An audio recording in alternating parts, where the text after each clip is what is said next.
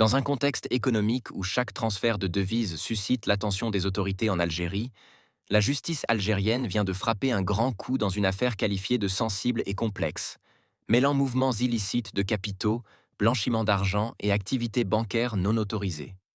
À l'issue d'un procès très suivi, le Conseil judiciaire d'Alger a rendu ses jugements en appel dans l'affaire de la banque électronique Peisra, révélant un réseau bien organisé de transferts financiers opérant dans l'ombre sous couvert d'une société algérienne privée, OGS, spécialisée officiellement dans les centres d'appel externalisés.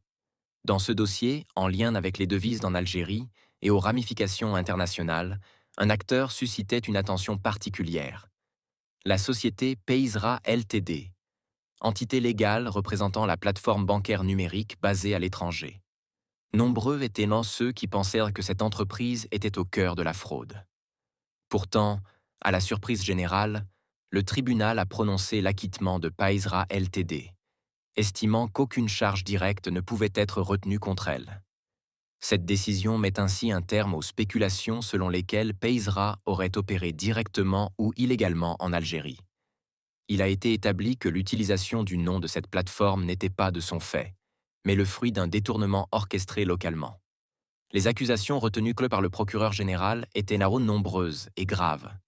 Le réseau transfrontalier agissant sous le nom de Peisra a été poursuivi pour infraction à la législation sur le change et les mouvements de capitaux de et vers l'étranger, exportation et importation de moyens de paiement en dehors des circuits bancaires, absence totale d'autorisation délivrée par les autorités compétentes, blanchiment d'argent à travers des activités professionnelles en apparence anodines, fraude fiscale via de fausses factures, et enfin pour avoir tenté de créer une succursale non reconnue d'une institution financière étrangère en Algérie, en violation des lois en vigueur. Cette affaire met en lumière la complexité croissante des mécanismes de contournement des règles financières, dans un monde où les outils numériques rendent plus difficile la détection des flux illégaux. Le fait que tout ait été monté à travers une société spécialisée dans les centres d'appel n'a pas suffi à masquer la réalité des activités menées en arrière-plan. Pour les autorités judiciaires, ce procès constitue un signal fort envoyé à tous ceux qui chercheraient à échapper aux lois encadrant les mouvements de devises.